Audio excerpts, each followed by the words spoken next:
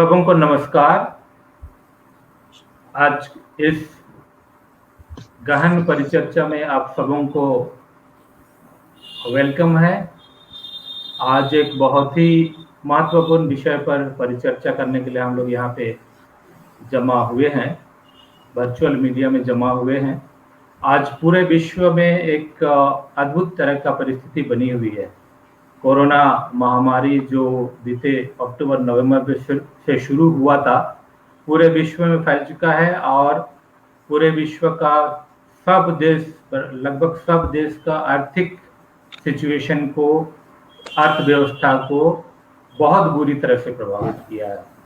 उद्योग बंद है, व्यापार बंद है, प्रोडक्शन नहीं हो रही है ठीक से, डिस्ट्रीब्यूशन ठीक से नहीं हो रही है, टूरिज्म इंडस्ट्री बैठ चुका है, ट्रांसपोर्टेशन बंद है और जो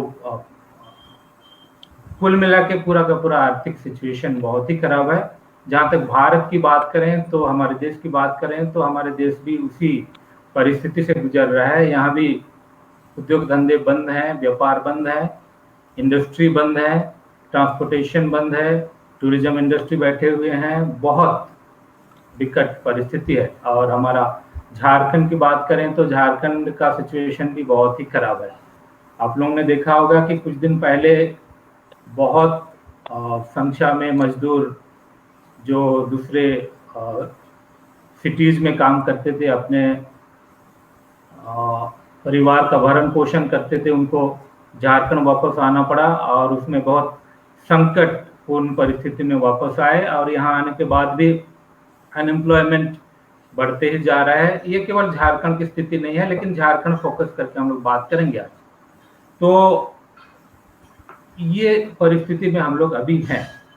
तो इस परिस्थिति पर कोविड के साथ और कोविड के बाद किस तरह से जो बिगड़ी हुई आर्थिक व्यवस्था है उसको फिर से पटरी में लाया जा सकता है। आज हमारे साथ हैं माननीय समीर उरांव जी, राज्यसभा मेंबर, माननीय दीपिका पांडे सिंह जी जो झारखंड विधानसभा के सदस्य हैं, चंदन मिश्रा जी जो वरिष्ठ पत्रकार और फॉर्मर पॉलिटिकल एडिटर हिंदुस्तान अखबार के, अयोध्यनाथ मिश्रा जी जो एक चिंतक रहे हैं और आर्थिक विषयों पर, फाइनेंस के विषय पर काफ़ी उनका गहरा लगाव के साथ साथ चिंतन है। और मैं सेल्फ संतोष कीड़ो, मैं पत्रकार रहा हूँ, लेखक रहा हूँ और पढ़ाता भी हूँ। आप सबों को आज का इस संध्या में, आज का एक डिस्कशन में वेलकम है। और हमारे आज के आप लोगों के साथ साथ हमारे जो लाइव फेसबुक में जो लाइव हो रहा है, वहाँ श्रोता हैं जो हमारे साथ जुड़े हुए हैं, उनको भी मैं वेलकम करता हूं।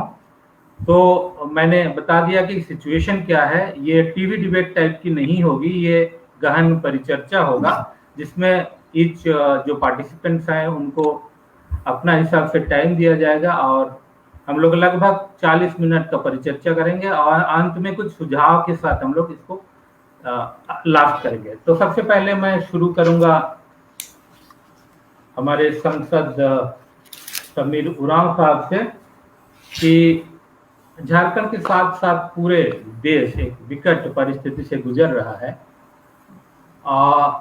भारत दूसरे देशों की तरह आर्थिक परिस्थिति से गुजर रहा है। तो कुछ दिन पहले भारत सरकार ने जो चाइना के साथ जो ट्रेड रिलेशंस थे, जो उसको रिवाइज करने की कोशिश की थी। तो हम लोग अगर देश से शुरू करें तो इस परिस्थिति में क्या किया जा सकता है फिर से आर्थिक व्यवस्था को पटरी में लाने के लिए?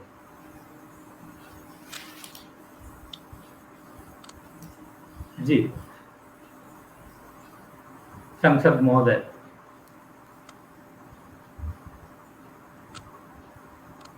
आप उनका माइक ऑन ऑफ है, लगता है उनको माइक ऑन करना जी जी उनका। हाँ जी, आवाज आई? जी आवाज आ रही है सर। बहुत बहुत धन्यवाद संतोष जी। और जी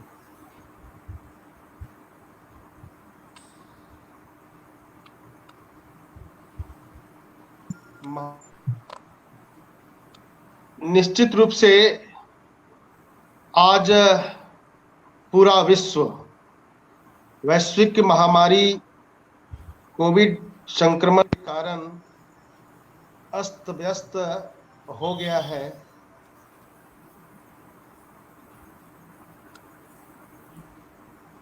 ये पूरे विश्व जो है अस्त व्यस्त हो गया है और निश्चित रूप से आर्थिक दृष्टि से तो वास्तव में प्रभावित हुआ ही है। जिस प्रकार से जहां कहीं भी एक के छोटे से लेकर के बड़े लोगों की जो है अपनी आर्थिक व्यवस्था अगर उत्पादन ना हो तो स्वाभाविक रूप से वो अव्यवस्थित हो जाता है। जी। ऐसे में हम इस देश के अंदर अपनी झारखंड के संदर्भ में चर्चा करें तो वास्तव में यह जो झारखंड है पिछले कई वर्षों से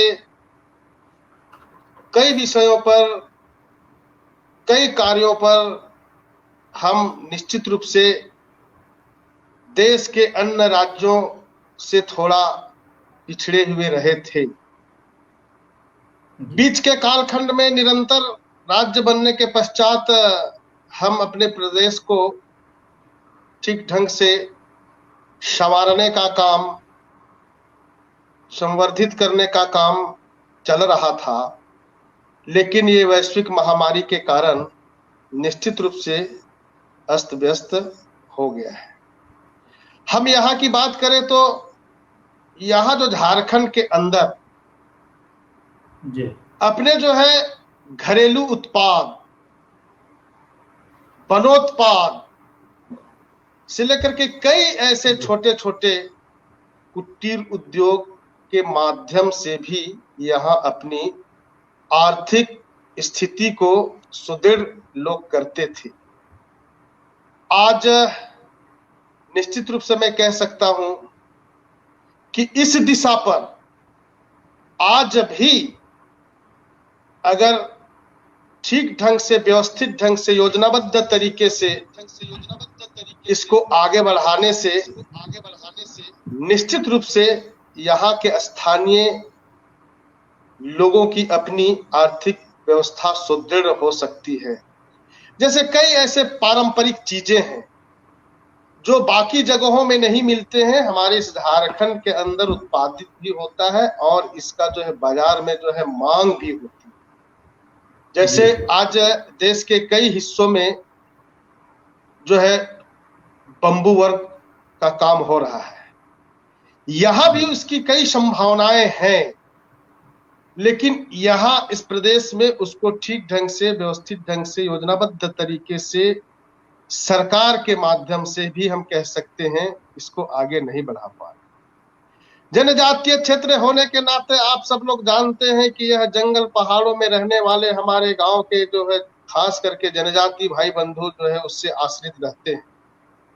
वनोत्पाद की जहां तक विषय है, वन उत्पाद के जो वस्तुओं को जिस प्रकार से अभी भारत सरकार जो है वन धन योजना के साथ जोड़ करके आगे बढ़ा रही है और यह प्रदेश भी उसमें अगर इसको सरकार के योजनाओं के आधार पर ठीक ढंग से इसको संचालित करता है तो निश्चित रूप से हमारे गांव के रहने वाले भाई जो है इस वन धन योजना के माध्यम से अपनी जो है वन उत्पाद वस्तुओं के साथ कई प्रकार के जो है यहाँ निर्माण करेंगे। फूड प्रोसेसिंग से लेकर के कई तरह की चीजें उसमें से हो सकती हैं।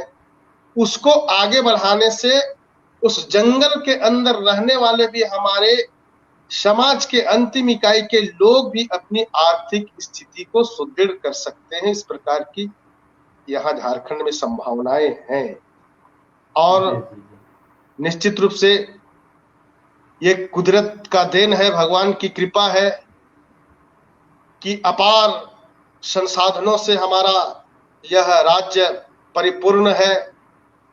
इसीलिए कई बार लोग कहते हैं कि हम जरूर अमीर राज्य में हैं, लेकिन क्या है कि गरीबी यहाँ अभी भी है तो मेरा कहना है कि परिस्थिति अभी जो कुछ भी हुआ है, इन परिस्थितियों से निपटने के लिए इस राज्य के हर प्रबुद्ध जन को इसी प्रकार से विचार करते हुए, योजना को परामर्श करते हुए, सरकार के साथ साझा करते हुए इस राज्य की जो है आर्थिक स्थिति की समृद्धि, प्रगति, उन्नति के लिए सोचना और विचार करना चाहिए, ऐसा मेरा मानना है। निश्चित रूप से आज देश के कई हिस्से हैं, वहां पर भी कई संभावनाएं हैं। इन संभावनाओं को ही ध्यान में रखते हुए ठीक है, अभी हम जो है अपने जो जिस वैश्विक महामारी के कारण हम बाहर से बहुत सारी चीजों को हम नहीं ला सकते हैं, अपेक्षा भी नहीं कर सकते, करना भी नहीं चाहिए अभी के समय में। वैसे समय में जो महामारी से बचने के लिए जो हम यहाँ उपाय किए हुए हैं, उन सारे चीजों को ध्यान में रखते हुए आज भी हम अपने जगह पर इन सारे चीजों को आगे बढ़ा सकते हैं। केवल और केवल हम सभी नागरिकों का यह दायित्व होना चाहिए कि परिस्थिति से निपटने के लिए इसी प्रकार से चर्चा परिचर्चा के माध्यम से ऐसे योजनाओं को आगे बढ़ाते हुए हम अपने राज्य और देश की आर्थिक स्थिति को सुदृढ़ कर सकते हैं, ऐसा मेरा मानना जी। है। समीर जी अपने मैं अभी दीपिका जी से कुछ सवाल करना चाहूँगा। दीपिका जी, आप लोगों की सरकार है, कांग्रेस जेएमएम की सरकार है, और कुछ दिन पहले सरकार ने कहा कि आर्थिक स्थिति बहुत ही खराब है, खजाना खाली है। तो सरकार क्या सोच रही है पूरा इकोनॉमी को रिकॉन्स्ट्रक्ट करने के लिए? क्या कुछ चिंतन हो रही है या फिर कुछ इकोनॉमिक कमेटी बने जिससे रिसर्च करके कुछ सॉलिड रोड मैप बने? क्या सोच रही है सरकार इस पर? धन्यवाद संतोष जी, मुझे इस परिचर्चा में शामिल होने का मौका देने के लिए। जी। कोरोना की वैश्विक महामारी से पूरा देश जूझ रहा है और झारखंड भी उससे अछूता नहीं। और खास करके जब अपना प्रदेश गरीब हो तो मुझे लगता है इसके बहुत दुष्परिणाम हम लोगों को राज्य में देखने को मिल सकते हैं।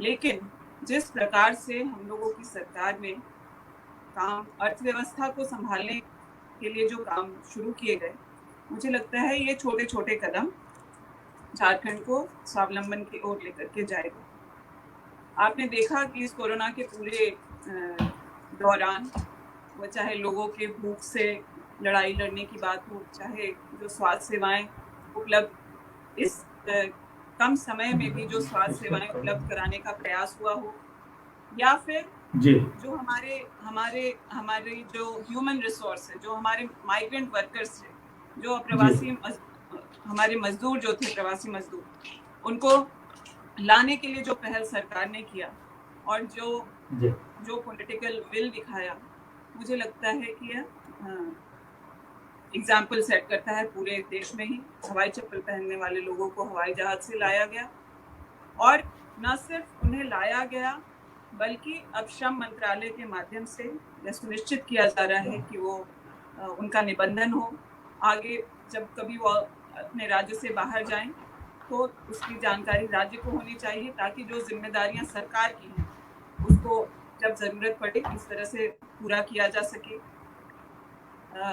बॉर्डर रोड कंस्ट्रक्शन की बात हो, चाहे नेवल फोर्स में झारखंड के लोगों को भेजने की बात हो, तो इस कोरोना काल में भी जब ज़रूरत पड़ी तो जो हमारे प्रवासी मजदूर वापस आए थे उनको सरकार ने तरीके से बाहर भी भेजा।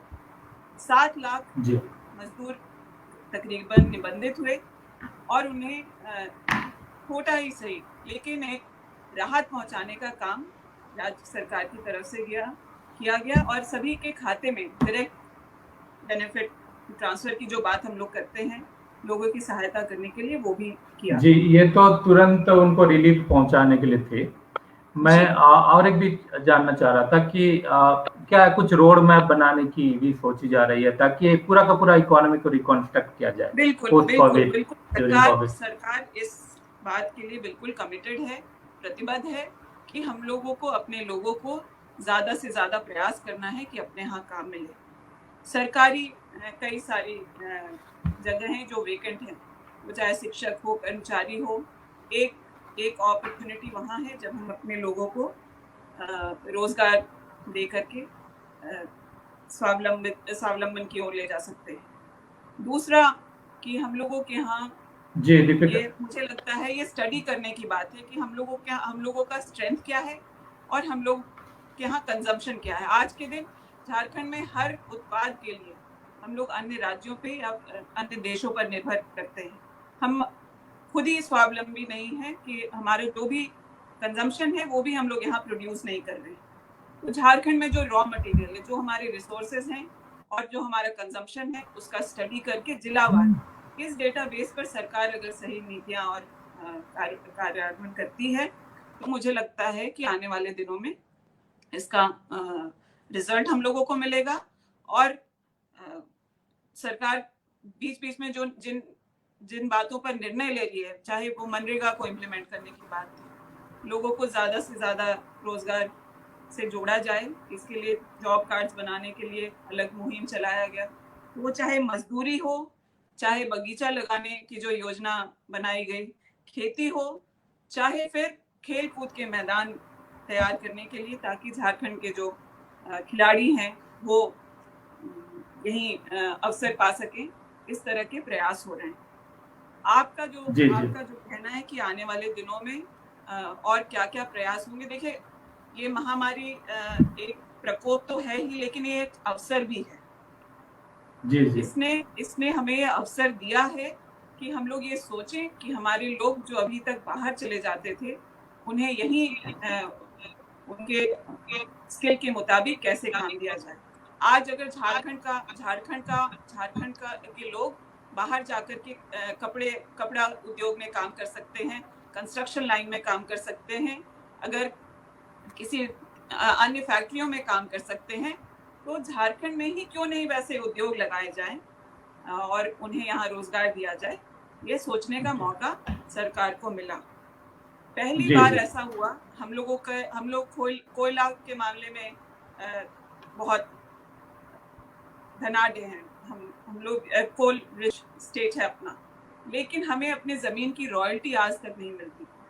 उसकी शुरुआत जब कमी हुई तो सरकार को ये सोचना पड़ा कि आज अगर हमारा खजाना खाली हमें मिला है तो उसको वापस भरने की ज़रूरत को हम कैसे पूरा करेंगे, क्योंकि परिवार का जो मुखिया होता है उसको तो घर चलाना ही है। कुछ कटौतियां हो सकती हैं, लेकिन अर्थव्यवस्था तो बनाए ही रखना पड़ेगा।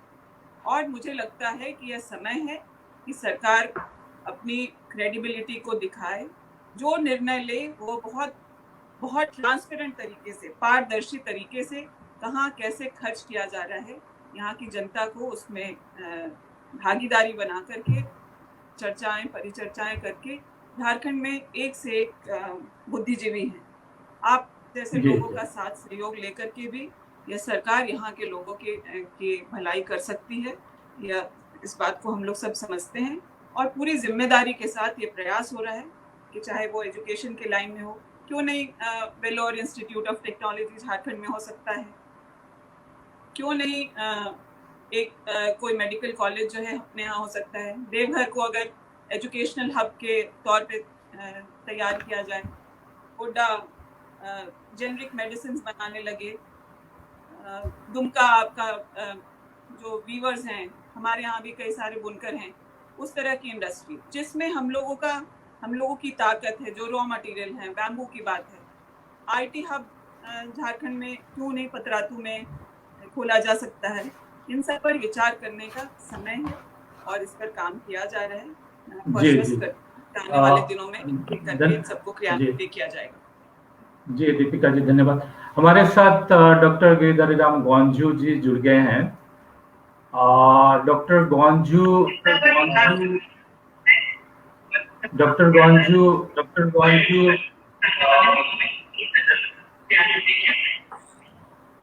मैं दीपिका जी को पहले अनम्यूट कर रहा हूँ। जी जी डॉक्टर गोंजू झारखंड और झारखंड के आदिवासियों के विषय पर एक्सपर्ट माने जाते हैं। तो आदिवासियों का जो कहीं से गूंज रहा है, तो आदिवासियों का राजनीति में बहुत योगदान रहा है। गोजी जी से सवाल करना चाहता हूँ कि किस तरह से आदिवासी समाज राजनीति को योगदान दे सकता है।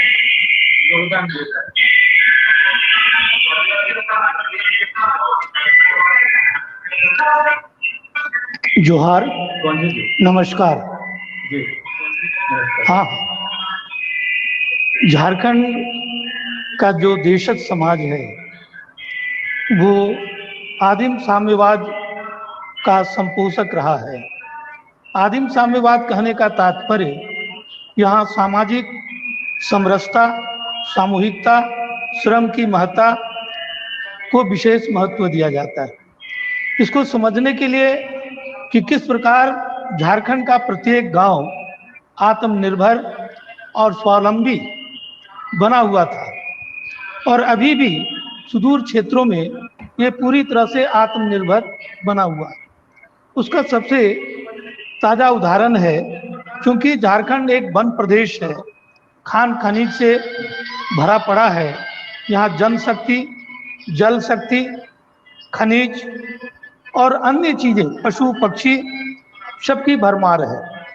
इसलिए कभी भी यहाँ अभाव और गरीबी का कभी प्रभाव दिखाई नहीं पड़ा अपने पारंपरिक जीवन में, अगर कुछ हाल के वर्षों को छोड़ दे तो जब एक गांव भर जाया करता था तब जंगल के किसी ऐसे भाग का चुनाव किया जाता था जहां एक नया गांव बसाया जा सके, और उस नए गांव को आत्मनिर्भर बनाने के लिए हमारे प्राचीन देशज समुदाय क्या करते थे, इसका एक छोटा सा उदाहरण मैं रखना चाहता हूं।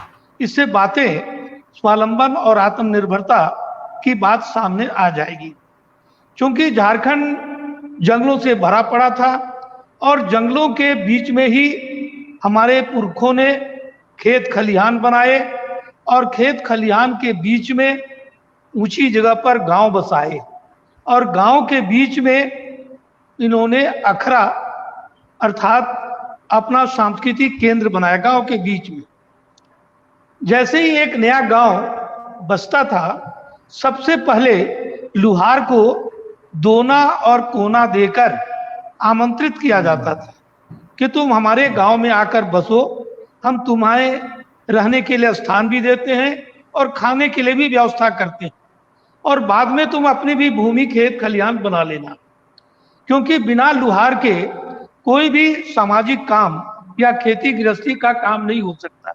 इसलिए सबसे पहले लुहार को गुरु मानकर लोग दोना और कोना देकर बसाते थे। उसके बाद लोग तूरी को बुलाते थे, जो टोकरी वगैरह बनाते थे, उनको बसाते थे दोना और कोना देकर। फिर बुनकर को बुलाते थे, जो कपड़े बना देते थे। इस तरह कुम्हार को बुलाते थे, जो मिट्टी के बर्तन वगैरह बना दिया करता था, और उसे भी दोना और कोना देकर। तो धीरे धीरे कई जातियों के लोगों को यहाँ अपने नए गांव में स्थापित करते थे, और वे सारे लोग मिल करके एक साथ मिलजुल कर मदैती की परंपरा से काम करते थे। मदैती की परंपरा कहने का तात्पर्य कोई भी बड़ा काम, भारी काम, लंबा काम पूरे गांव के लोग मिलकर एक एक का काम संपन्न करते थे, और जितने दिन उसका काम करते थे जिस किसी का, उसके यहाँ लोग सिर्फ खाना खाते थे, वो भी अच्छा खाना। तो एक तरह से पूरे समाज को या गांव को प्रतिदिन मदैती भोज खाने का अवसर प्राप्त होता था। और झारखंड में जितने भी देशज समाज के लोग हैं, हर एक पेशा के लोग एक कुशल शिल्पी हैं। अपने पेशे के वो हुनर उनके पास पारंपरिक रूप से विद्यमान है। उदाहरण के तौर पर झारखंड में लौह वैज्ञानिक के रूप में असुर समुदाय के लोग हैं। ये असुर समुदाय बिना किसी प्रयोगशाला के, बिना किसी विज्ञान की पुस्तक के और बिना आधुनिक धमन भट्टी के मिट्टी के छोटे छोटे भट्टी पर पत्थर के जो लोहे के पत्थर हैं, आयरन ओर है, उसे तोड़कर डालते हैं और लकड़ी के कोयले से जलाकर लोहा बनाते हैं।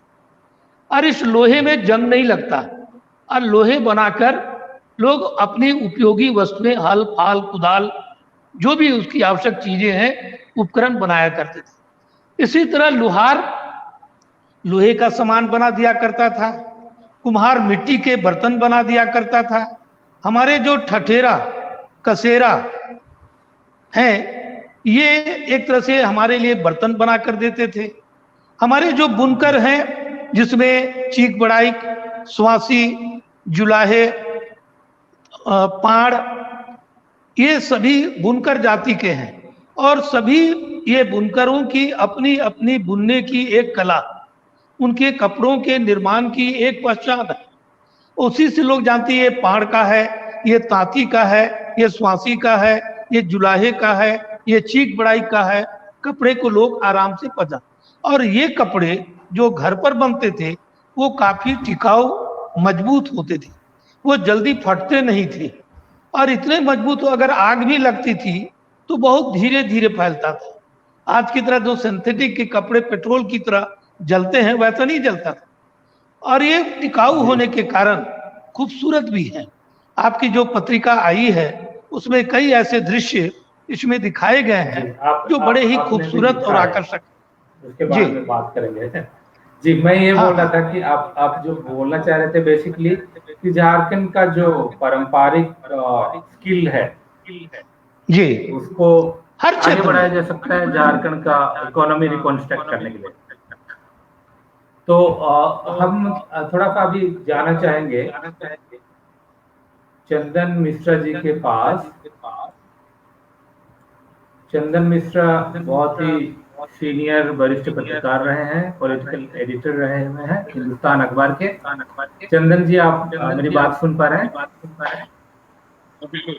जी, चंदन जी, आपसे मुझे ये जानना है कि झारखंड में जब प्रॉब्लम हुआ है, जब प्रॉब्लम हुआ है देश में, राज्य में, तो पॉलिटिकल पार्टीज से लोग ऊपर उठ के एक साथ आके as a community, as a thinker problem का सॉल्यूशन ढूंढा है। तो झारखंड में जो इकोनॉमिक सिचुएशन आया हुआ है, इसमें सत्ताधारी पक्ष और विपक्ष पक्ष किस तरह से रोल प्ले कर सकता है इसको इकोनॉमिक सिचुएशन से उबरने के लिए?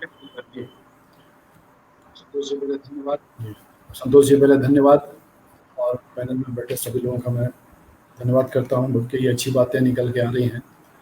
आपने जो सवाल किया है उसमें सबसे बड़ी बात यह है कि आज पूरे समाज के सामने जो एक चुनौती है, देश के सामने, पूरे विश्व के सामने, इसमें जो शासक वर्ग है या जो विपक्ष में है, आज एक स्ट्रांग विल पावर, कहते हैं ना, राजनीतिक दृढ़ इच्छा शक्ति आज बहुत आवश्यक है। आज केंद्र में बैठी सरकार हो या राज्य की सरकार हो, क्योंकि ये जो चुनौती हमारे सामने खड़ी है, यह अभी बहुत लंबा चलने वाला है। ये इसलिए लंबा चलने वाला है कि जब कोरोना काल खत्म होगा तो जो असली समस्याएं हैं वो खड़ी होंगी। अभी तो हम किसी तरह झेल रहे हैं, हम लोगों को बचा रहे हैं, उनकी जान बचाई जा रही है, लेकिन उसके बाद से जो आर्थिक व्यवस्था है हमारी, जो अभी हम देख रहे हैं कि बिल्कुल डगमग हालत में है, उस पर ज़्यादा चोट पड़ने वाली है। क्योंकि सारी चीज़ें आपने पहले ही अपने इंट्रोडक्शन भाषण में जानकारी दी है कि जो हमारा ट्रांसपोर्ट है, टूरिज्म है, जो ट्रेड है, ये सारा कुछ ठप पड़ा है। इसलिए इसको फिर से रिवाइव करना और सोशल डिस्टेंसिंग बना के, सामाजिक दूरी बना के हम कैसे इस चुनौती को मीट करें, कैसे हम इसे पूरा करें, इसके लिए राजनीतिक दलों की सबसे बड़ी भूमिका है। दीपिका जी बैठी हैं, कांग्रेस पार्टी की विधायक हैं, युवा हैं, सोच वाली हैं, समीर उरांव जी हैं, सांसद हैं राज्यसभा के, और नौजवान हैं। आज सौभाग्य से हमारे प्रदेश के मुख्यमंत्री भी एकदम बिल्कुल नौजवान हैं। विपक्ष के नेता अनुभवी हैं, अभी नेता प्रतिपक्ष का दर्जा नहीं मिला है, लेकिन विपक्ष में। तो आज आवश्यकता ऐसी स्थिति में होती है कि सरकार सभी दलों के साथ यहाँ पे बैठकर चिंतन करे, क्योंकि ये अर्थव्यवस्था सिर्फ व्यवस्था का सामना करना, समस्याओं का सामना करना, ठीक है, सरकार एक एग्जीक्यूटिव बॉडी होती है, उसका काम करना होता है, लेकिन जब हम विपक्ष के साथ अन्य दलों के साथ बैठते हैं तो चिंतन की कई धाराएं निकलती हैं और कई चीजें ऐसी सामने आती हैं जिसका उपयोग सरकार अपने कार्य योजनाओं को आगे बढ़ाने में कर सकती है। इसलिए मुझे लगता है कि जब से कोरोना इफेक्ट हुआ है, कोरोना का काल प्रारंभ हुआ है राज्य में, तब से मुझे नहीं लगता है कि सरकार की तरफ से कोई सामूहिक बैठक या सभी दलों के साथ सर्वदलीय बैठक हुई हो। ये आवश्यक है। यह समस्या राज्य की है, यह किसी एक सरकार की समस्या नहीं है, देश की समस्या है। ये इसलिए किसी एक पार्टी की समस्या नहीं मानते इसको।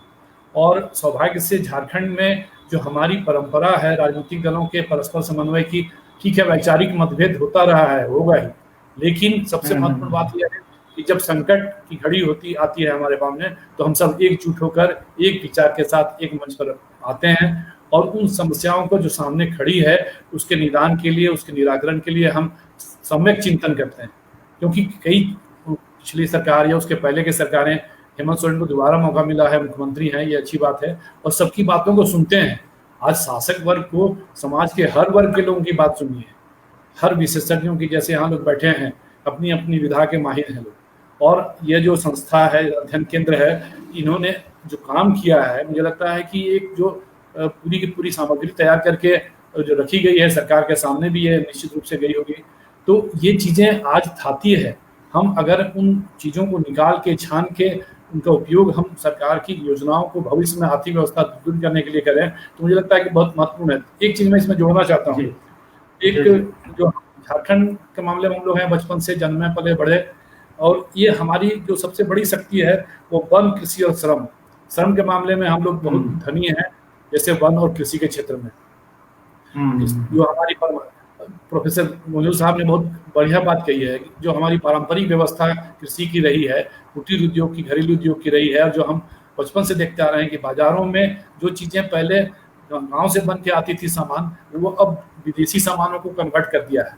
पहले हम लोग गुलगुला और लट्ठो खाते थे, अब वहाँ पर क्या है, तो पैकेट में अब सामान मिलने लगे हैं। इन चीज़ों को अब बिल्कुल सिरे से खारिज करना पड़ेगा, क्योंकि वही गुलगुला, वही लट्ठो घर के बना, आज मड़ुआ का आटा बड़े बड़े लोग खाने लगे हैं, गांव के लोग भूल गए लगता है ना। उसना चावल का जो ब्राउन राइस के नाम से 150 किलोग्राम प्रति किलोग्राम मिलता है बड़े बड़े शोरूम दुकानों में। तो हम जो चीजें हमारी मौलिक चीज रही हैं, जिनसे हम अर्थव्यवस्था यानी सामाजिक व्यवस्था को लेकर सुदृढ़ किया है, इन सब चीजों को हमें आगे लाना पड़ेगा। मुख्यमंत्री हेमंत सोरेन ने 3 बड़ी घोषणाएं की थी कोरोना संकट के जैसे ही शुरुआत हुई थी। एक, उन्होंने कहा था कि नीलांबर पीतांबर जल समृद्धि योजना शुरुआत कर रहे हैं। अब सरकार के जो लोग जुड़े हुए हैं या विपक्ष के हैं, उन्हें देखना चाहिए कि ये काम कितना आगे बढ़ रहा है। दूसरी योजना थी बिरसा हरित क्रांति योजना, जो दीपिका जी ने उसकी चर्चा की है, नाम उन्होंने लिया लेकिन योजनाओं के बात किया। तीसरा है वीर शहीद फोटो हो खेल विकास योजना। ये जो योजनाएं हैं, इन योजनाओं का धरातल पे कितना कार्यान्वयन हो रहा है, इसकी जिम्मेवारी सिर्फ दीपिका जी की नहीं है, समीर उरांव जी की भी जिम्मेवारी बनती है कि ये देखें कि ये योजनाएं कितनी जमीन पर उतर रही हैं। और सबसे जो मैंने प्रारंभ में बात कही कि दृढ़ इच्छा शक्ति आवश्यक है, राजनीतिक इच्छा शक्ति होगी तो हम चीज़ों को दिशा निर्देश दे सकते हैं। आज झारखंड में एक ईमानदार सरकार की अपेक्षा की जाती है और हेमंत सोरेन लगता है उस दिशा में काम कर रहे हैं, तो उन्हें इस बात को स्थापित करना पड़ेगा, प्रमाणित करना पड़ेगा। इसलिए कि जब हम व्यवस्था को पारदर्शी ढंग से लागू करते हैं, ईमानदार कोशिश होती है, भ्रष्टाचार खत्म होता है, तो जितनी योजनाएं आप नीचे लेवल तक, गांव तक ले जाना चाहते हैं, उसका कार्यान्वयन सही ढंग से हो पाता है।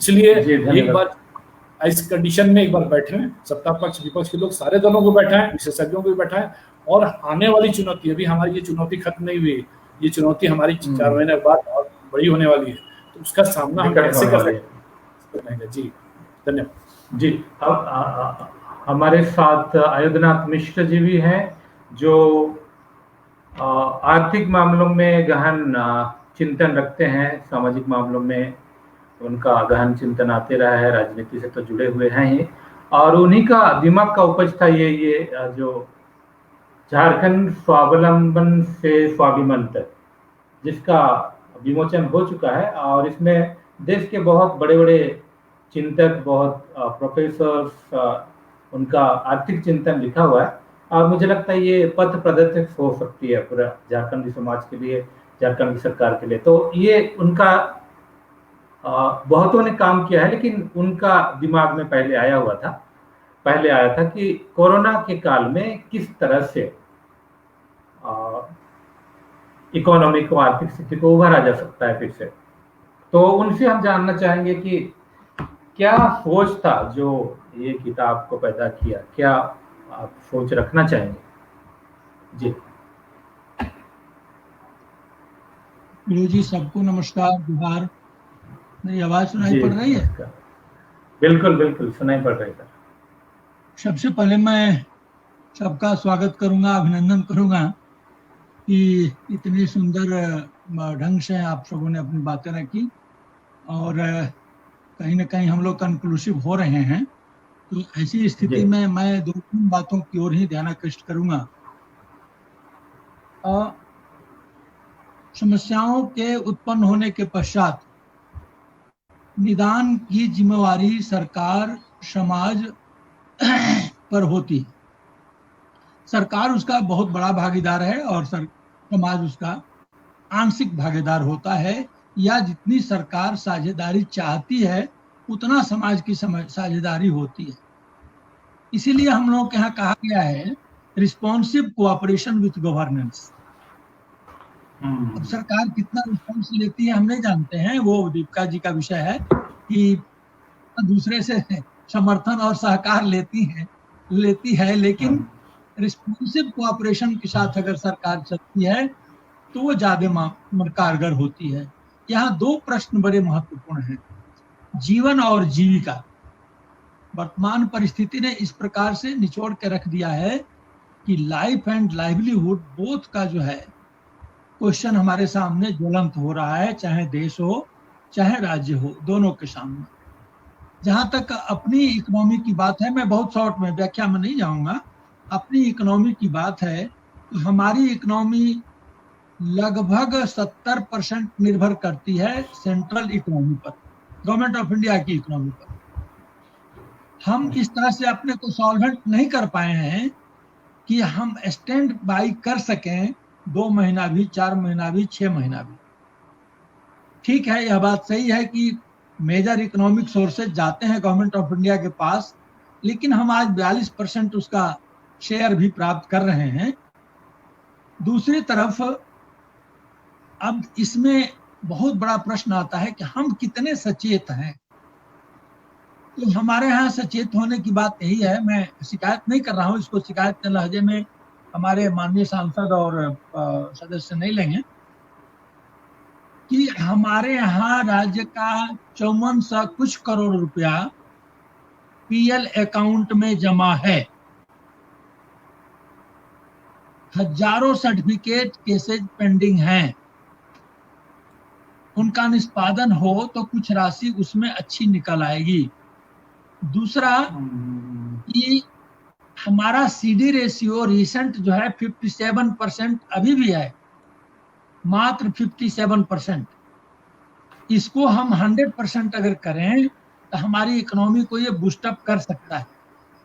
चौथा, हमारे लेबर का माइग्रेटरी कैरेक्टर जो हो गया है, यद्यपि मैं उसे माइग्रेशन नहीं मानता हूँ, प्रवासन नहीं मानता हूँ, प्रवासन शब्द का प्रयोग यहाँ गलत बार बार हम लोग कर रहे हैं। प्रवासी मजदूर नहीं, वो हमारे भाई हैं, वो कहीं विदेश से नहीं आ रहे।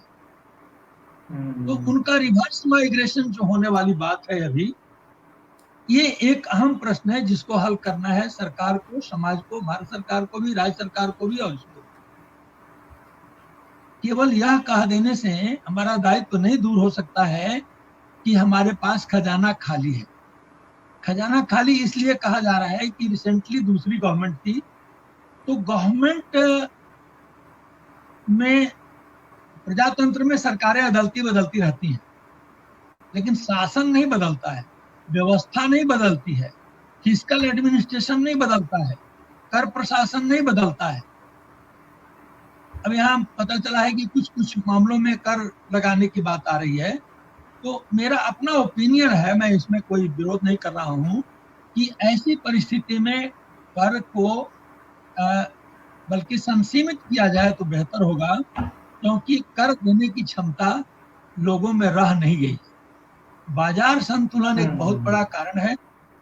अगर हमारा बाजार संतुलन बेहतर हो तो हमें कराधान नया करने की जरूरत नहीं पड़ेगी।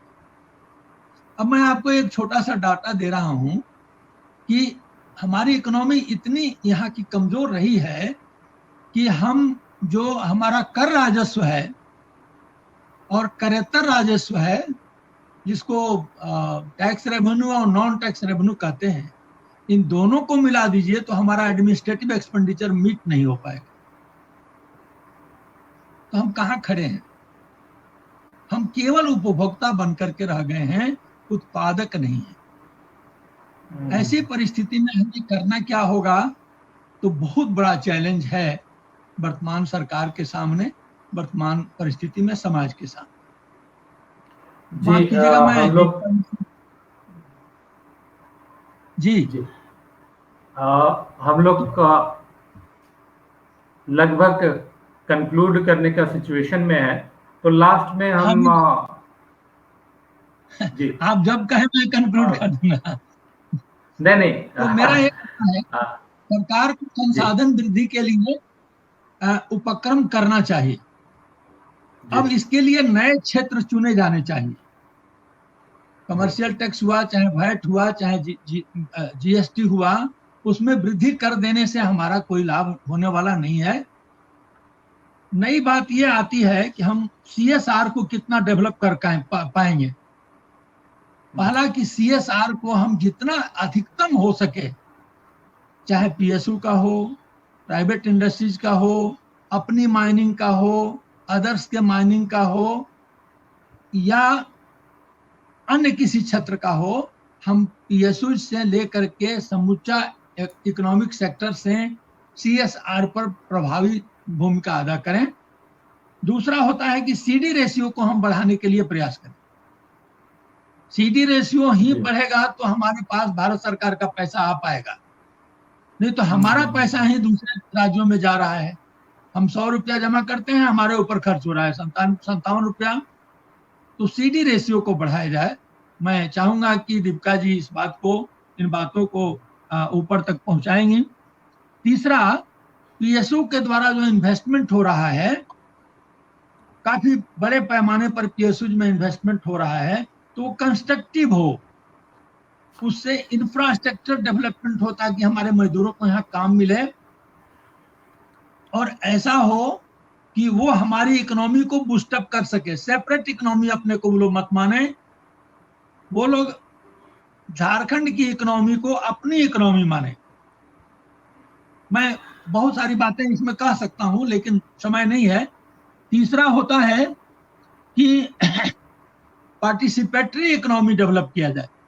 लोगों को लगे कि आपत्ति है, इसमें सरकार जितना कर रही है बहुत कर रही है, ये कॉन्फिडेंस पब्लिक में लाया जाए ताकि पब्लिक भी बचत करे, जो भी जिसकी स्थिति है। मैंने एक लेख लिखा था, अभी अखबारों में छपा है, कि बचत और मितव्ययिता भी संसाधन है। हमारे यहाँ बचत का कल्चर खत्म हो गया है। ये लोग जो बड़े लोग बचत करते हैं, बाहर करते हैं, और हमारा जो स्मॉल सेविंग होता है वो इस प्रकार की परिस्थिति में तो होना संभव ही नहीं है। इसी के साथ साथ सर्विसेज में हमारे यहाँ जो 42% माने ओरिएंटेशन है, उसको और बढ़ाया जाए। सर्विसेज माने जो छोटे छोटे जॉब्स हैं, जॉब माने जो काम है, घर बनाना, मकान बनाना, नहर पुल खान बनाना, और इसके लिए बाहर से बोरोइंग सिस्टम के माध्यम से हम पैसा ला सकते हैं।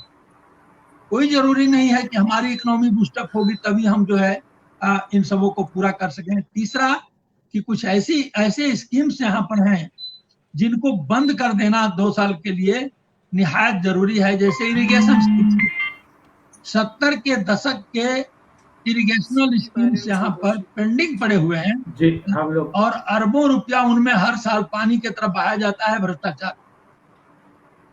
तो उनको बंद कर दिया जाए कुछ दिन के लिए, और सिंचाई का जो पैसा है वो दूसरे हेड में डाइवर्ट किया जाए। इसी प्रकार अनबैलेंस इकोनॉमी को बैलेंस किया जाए। सीडी रेशियो का पैसा जितना भी जिलों में पड़ा हुआ है उसकी समीक्षा की जाए, उसे उपयोग किया जाए। दूसरा, जो काम हो वो आउटकम वाला हो। यहाँ लोग पेड़ लगाते हैं, वृक्षारोपण होता है, पौधारोपण नहीं होता है। जबकि पौधा ही वृक्ष बनता है तो पौधे लगाए जाएं। जितना एफॉरेस्टेड फॉरेस्ट हैं उनमें इतना ज्यादा प्लांटेशन करा दिया जाए। अभी तो भयंकर गरीबी है और खाने की किल्लत है। जब आप 194 रुपया मात्र देते हैं मनरेगा में और गीत गाते हैं मनरेगा का दुनिया भर का, 194 रुपया जिस राज्य में या जिस देश में न्यूनतम वेतन मिलता हो वो आदमी सरवाइव नहीं कर पाएगा। समय का अभाव है, मैं अपनी बात यहीं खत्म करता हूँ। लेकिन मैं दीपिका जी से अनुरोध करूंगा कि हम लोग आपसी संवाद के आधार पर इन सारे मुद्दों को सही जगह पर पहुंचावें। मेरे पास कहने के लिए बहुत कुछ है। धन्यवाद। जी, मैं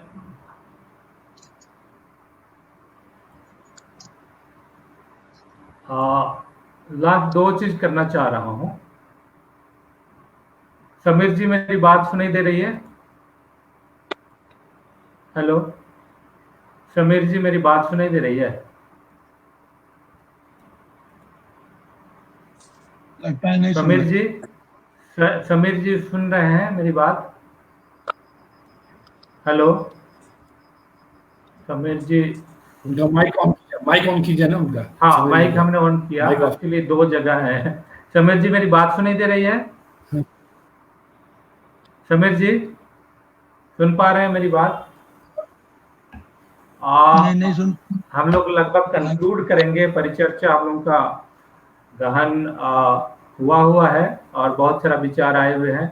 मैं समीर जी से पूछना चाह रहा था लेकिन उनकी मेरी आवाज उनको नहीं आ रही है, तो हम दीपिका जी से अंत करेंगे। दीपिका जी, आप जो परिचर्चा हुई, जो सजेशन हुआ, आप क्या किया जा सकता है? लास्ट फाइनल वर्ड्स क्या आप कहेंगे? मैं इस परिचर्चा के बाद में बस इतना ही आश्वस्त कराना चाहूंगी आप लोगों को, जो बातें इस परिचर्चा से निकल करके आई, क्योंकि सरकार की जिम्मेदारी सबसे ज़्यादा है, तो आप लोगों के सुझाव पर आगे किस तरह से काम हो, ये जिम्मेदारी सरकार की है। आप लोगों की जो अपेक्षा है मुझसे कि मैं बात को आगे लेकर के चलूँ, तो ये मैं आपको व्यक्तिगत तौर पर आश्वस्त करती हूँ कि ये बातें ज़रूर सरकार तक पहुँचाई जाएंगी। मेरा भी ये बिल्कुल मानना है, आदित्य जी ने एक बात कही कि इस वक्त जो है टैक्स और लगाना ही समाधान नहीं। मेरे हिसाब से इस वक्त जनता को राहत देने का समय है। प्रयास होना, जैसे अभी एक ट्रांसपोर्ट का मामला है, हमारे राज्य में आज तक एक परिवहन निगम नहीं, और प्राइवेट जो बस चलाने वाले लोग हैं बिना परिचालन के ही उन पर टैक्स की बात हो रही है, जिसको कुछ महीने के लिए वेव ऑफ किया सरकार ने और आगे एक्सटेंशन की बात। तो जो अननेसेसरी टैक्सेस हैं वो ना बढ़े, सरकार ज़्यादा से ज़्यादा राहत रिलीफ, वो एक CSR का फंड भी बहुत महत्वपूर्ण है, उसके माध्यम से भी जो है इस काम को, सरकारी जो पैसा है उसके अलावा वो भी एक स्रोत है जहाँ से काम किया जा सकता है।